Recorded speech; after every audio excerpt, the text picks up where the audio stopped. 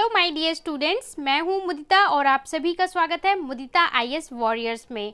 Class 9th की worksheet number 43 आज हम सॉल्व करेंगे और ये वर्कशीट 12 ऑफ अक्टूबर 2020 के लिए है।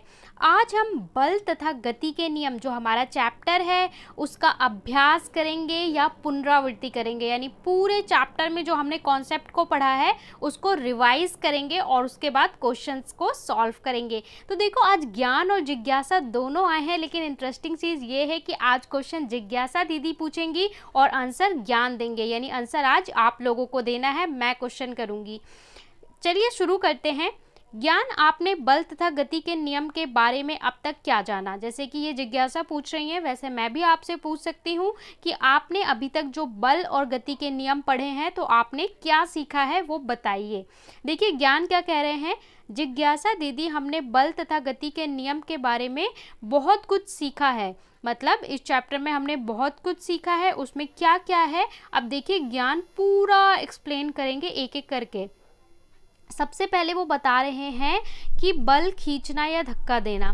जो बल होता है, बल बेटा होता क्या है? बल का मतलब होता है, सबसे पहले हमने क्या पढ़ा था कि किसी भी वस्तु को खींचना या धक्का देना क्या होता है? बल होता है, यानी पुश और पुल, ये क्या होता है? बल होता है। इसके बाद हमने क्या पढ़ा था कि संतुलन बल परिणाम शून्य होता है। संतुलित बल क्या होता है? संतुलित बल का मतलब होता है कि यदि आप किसी वस्तु पे दोनों दिशाओं से समान बल लगाते हैं तो उसे हम क्या बोलते हैं? जो बल लग रहा है वो संतुलित है, उसका परिणाम कितना आता है? 0 आता है। मान लीजिए आप 5 न्यूटन का बल इधर से लगा रहे हैं और 5 न्यूटन का बल इधर से लगा रहे हैं तो वो बल क्या हो जाता है? 0, यानी कि शून्य हो जाता है। जैसे आप लोग हाई फाई करते हैं दोस्तों के साथ तो किसी भी दिशा में धक्का नहीं लगता, क्यों? दोनों बराबर बल लगा रहे होते हैं, किसी को पुश नहीं कर रहे होते हैं। तो ये क्या होता है? संतुलन होता है, यानी संतुलित बल। और हमने ये भी पढ़ा था कि कोई भी वस्तु तभी गति करती है जब उस पर असंतुलित बल लगता है। इसके बाद हम एक चीज आज पढ़ेंगे कि जो हमारा बल है उसका परिभाषा क्या है। आप जानते हैं जो बल है उसको हम किस में नापते हैं? उसको नापते हैं हम न्यूटन में, ठीक है? न्यूटन में नापते हैं क्योंकि हमारे जो वैज्ञानिक साहब हैं उनका नाम क्या है? न्यूटन। इन्हीं ने गति के तीनों नियम दिए हैं, इसलिए गति का पहला नियम, दूसरा नियम, तीसरा नियम, इसे न्यूटन के नियम भी कहा जाता है। और इसका जो बल है, बल को नापने के लिए जो यूनिट है वो भी क्या है? न्यूटन। जैसे कि आप सब्जी नापते हैं किसमें? किलोग्राम में नापते हैं। अलग अलग चीज़ों को नापने के लिए यूनिट है, वैसे ही हमारा जो बल है उसको नापने का क्या यूनिट है बेटा? न्यूटन है। अब बात कर रहे हैं कि 1 न्यूटन क्या होगा। किसी भी वस्तु में हम 1 कप बोलते हैं जब उसमें सारी चीज़ें 1 कर दीजिए। जब कोई बल 1 किलोग्राम द्रव्यमान वाली किसी वस्तु में 1 मीटर पर सेकंड का त्वरण उत्पन्न करता है तो वो 1 न्यूटन होता है। मतलब कोई वस्तु है बेटा जिसका वेट 1 किलोग्राम हो और उस पर जब आप बल लगाओ, कितना? 1 न्यूटन का बल लगा रहे हो तो वो 1 मीटर पर सेकंड स्क्वायर का उसमें त्वरण होता है, तो वही क्या होता है? आपका 1 न्यूटन होता है, ठीक है? मतलब सारी चीज़ें अगर आप एक एक कर दो कि वजन भी 1 किलो है, उसमें जो त्वरण होगा वो भी 1 होगा, तो वो बल भी कितना होगा?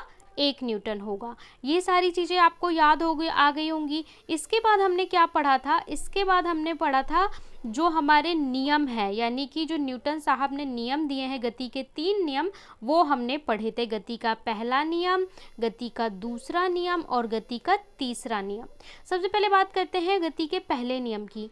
प्रत्येक वस्तु अपनी स्थिर अवस्था या सरल रेखा में एक समान गति की अवस्था में बनी रहता है जब तक उस पर कोई बाहरी बल कार्यरत ना हो। तो पहला नियम क्या था कि जब कोई भी वस्तु अगर बेटा स्थिर है तो वो स्थिर ही रहेगी, यानी रुकी हुई रहेगी, और कोई अगर गति में है तो वो गति में ही रहेगी जब तक आप उस पर असंतुलित बल नहीं लगाते, यानी कोई बल असंतुलित बल नहीं लगाते तब तक वो गति नहीं कर सकती। ये कहता है हमारा गति का पहला नियम। गति का दूसरा नियम कहता है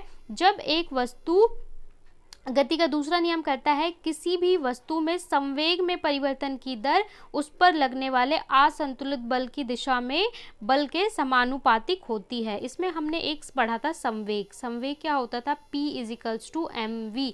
इसका मतलब ये होता था कि जो मास है और वेलोसिटी है वो किसके बराबर होगा? ma।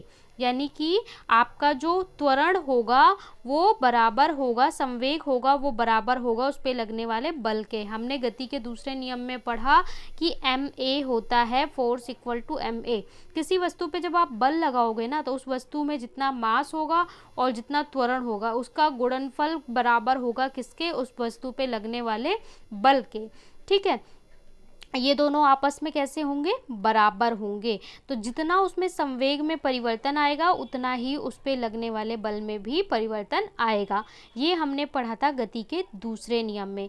इसके बाद जो गति का तीसरा नियम है बहुत आसान है, बहुत अच्छे से पढ़ा था हमने। वो क्या था, जब एक वस्तु दूसरे वस्तु पर बल लगाती है तो दूसरी वस्तु पहली वस्तु पर भी बल लगाती है। यह हमने पढ़ा था कि कोई भी वस्तु पे जब आप बल लगाओगे तो वो वस्तु भी आप पे बल लगाएगी और वो बराबर और विपरीत दिशा में बल लगाएगी।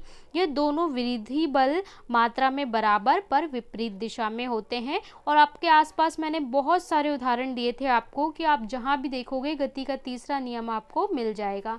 तो ये आपके तीनों नियम हो गए। इसके बाद जो लास्ट वर्कशीट थी उसमें बेटा हमने क्या पढ़ा था, उसमें हमने संवेग के बारे में पढ़ा था और संवेग का संरक्षण का नियम पढ़ा था। तो संवेग संरक्षण का नियम दो वस्तुओं का कुल संवेग टकराने की प्रक्रिया के अपरिवर्तन या संरक्षित रहता है। ये कहता है कि कोई वस्तु अगर पहले दोनों वस्तु टकराने से पहले उसमें जितना संवेग है, ठीक है, ए का प्लस बी का, वो बराबर होता है टकराने के बाद भी। यानी दो वस्तुएं टकरा गई उसके बाद भी जो उनका संवेग होगा वो बराबर आएगा। तो ये हमारा संरक्षण, संवेग संरक्षण का नियम हमने लास्ट वर्कशीट में पढ़ा था, आपको याद होगा। ठीक है, अब देख लेते हैं आज आपको प्रश्न क्या पढ़ने हैं। मैं बहुत ज़्यादा डीप में एक्सप्लेन नहीं कर रही हूँ क्योंकि ये पूरी वर्कशीट आपको रिवाइज करवाई जा रही है, पूरा चैप्टर ऑलरेडी पढ़ाया जा चुका है। ठीक है, यहाँ पे आपको थोड़े थोड़े उदाहरण दिए हैं। यहाँ पे देखिए जो ये टायर खेलने वाला गेम है, यहाँ पे गति का दूसरा नियम काम कर रहा है, बॉल पकड़ने में काम कर रहा है।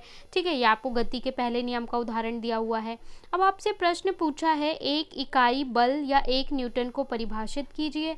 प्रश्न 2 में बोला है संवेग एवं बल के एसआई मात्रक यानी उसकी यूनिट लिखनी है। गति के तीनों नियम लिखिए। आप तीनों पढ़ चुके हैं इसलिए तीनों लिखेंगे। गति के दूसरे नियम के कोई 2 प्रयोग लिखिए और इसके बाद आपको जड़त्व को परिभाषित करने को कहा गया है। चलिए फटाफट से सॉल्यूशन देख लेते हैं। पहले प्रश्न में बोला है एक इकाई बल या 1 न्यूटन को परिभाषित कीजिए। तो आप लिखेंगे 1 न्यूटन वो बल है जो 1 किलोग्राम की वस्तु पर लगकर उसे 1 मीटर प्रति सेकंड का त्वरण उत्पन्न कर दे। तो ये आपका क्या हो गया बेटा, ये आपका हो गया 1 इकाई बल या 1 न्यूटन। प्रश्न 2 में बोला है संवेग तथा बल के मात्रक लिखिए। तो बल की एसआई यूनिट या एसआई मात्रक क्या होता है, न्यूटन, जिसे आप एन से दिखाते हैं, और संवेग को किलोग्राम मीटर प्रति सेकंड यानी केजी मीटर प्रति सेकंड में मापा जाता है। तो ये आपका प्रश्न 1 और प्रश्न 2 हो गया। आप इन दोनों को समझ के लिख सकते हैं। इसके बाद प्रश्न 3 में बोला है गति के तीनों नियम लिखिए। यहाँ पे आपको तीनों लिखने हैं तो आप कैसे लिखेंगे, गति के तीनों नियम इस प्रकार हैं। पहला, गति के पहले नियम के अनुसार प्रत्येक पिंड तब तक अपनी विराम अवस्था में अथवा सरल रेखा में एक समान गति की अवस्था में रहता है जब तक कोई बाह्य बल उसे अन्यथा व्यवहार करने के लिए विवश नहीं करता। तो ये आपका पहला नियम है। ठीक है, जब तक आप कहीं से बाहर से बल नहीं लगाओगे तब तक कोई भी वस्तु गति में नहीं आती। गति के दूसरे नियम के अनुसार किसी वस्तु का संवेग में परिवर्तन की दर उस पर लगने वाले असंतुलित बल की दिशा में बल के समानुपातिक होता है, यानी F इक्वल टू ma। ये भी हमने पढ़ा था। इसके बाद तीसरे में क्या बोला है, गति के तीसरे नियम के अनुसार जब एक वस्तु दूसरी वस्तु पर बल लगाती है तो दूसरी वस्तु भी पहली वस्तु पर बल लगाती है। ये दोनों बल विरोधी मात्रा में बराबर और विपरीत दिशा में होते हैं। पहले बल को आप क्या, क्रिया, और दूसरे को प्रतिक्रिया कहते हैं। तो ये आपके गति के तीनों नियम हैं, इन्हें अच्छे से याद कर लो क्योंकि ये आपको एग्जाम में भी आएगा। इसके बाद चलते हैं नेक्स्ट पे। प्रश्न 4 में बोला है गति के दूसरे नियम के कोई 2 अनुप्रयोग लिखिए। यानी गति के जो उपयोग हैं डेली लाइफ में, आप कहाँ देखते हैं गति के दूसरे नियम को? तो आप लिखेंगे गति के दूसरे नियम के 2 अनुप्रयोग इस प्रकार हैं। जब हम किसी गेंद पर पैर से धक्का मारते हैं तो हम उसे एक विशिष्ट दिशा में बल लगाते हैं। आपने देखा होगा जो खेलने वाली कोई सी भी बॉल ले लो, फुटबॉल है, जब आप उसे पैर से धक्का मारोगे तो वो किसी एक दिशा में मूव करेगी, यानी कि गति करेगी। जिस दिशा में आप बल लगाओगे उसी दिशा में वो यात्रा करेगी। अर्थात गेंद पर जितना अधिक बल लगाया जाएगा वह उस दिशा में उतना अधिक तेजी से गति करेगी। तो ये क्या बताता है कि जितना ज़्यादा आप तेजी से बल लगाओगे और वो उतना ज़्यादा उसमें त्वरण होगा, उतना ज़्यादा वो उस दिशा में गति करेगी। दूसरा क्या है, एक खाली ठेले के समान से लदे हुए ठेले की तुलना में ढकेलना आसान होता है। एक खाली ठेले को, यानी एक ठेला है अगर वो खाली है तो आप इजीली उसे ढकेल लोगे इन कंपैरिजन टू एक ठेला जो सामान से लदा हुआ है। ठीक है, ढकेलना आसान होता है क्योंकि अधिक द्रव्यमान वाली वस्तु में गति लाने के लिए अधिक बल की आवश्यकता होती है। क्योंकि हमने क्या पढ़ा कि जो आपका गति का दूसरा नियम है वो क्या कहता है, F=ma। ठीक है, यानी द्रव्यमान जितना अधिक होगा उतना ही अधिक आपको बल भी लगाना पड़ेगा। तो खाली ठेले पे आपको पता है कि उसमें द्रव्यमान कम है इसलिए बल भी कम लगाना पड़ रहा है, और भरे में द्रव्यमान ज़्यादा है तो बल भी ज़्यादा लगाना पड़ रहा है। तो ये आपके दोनों अनुप्रयोग हो गए।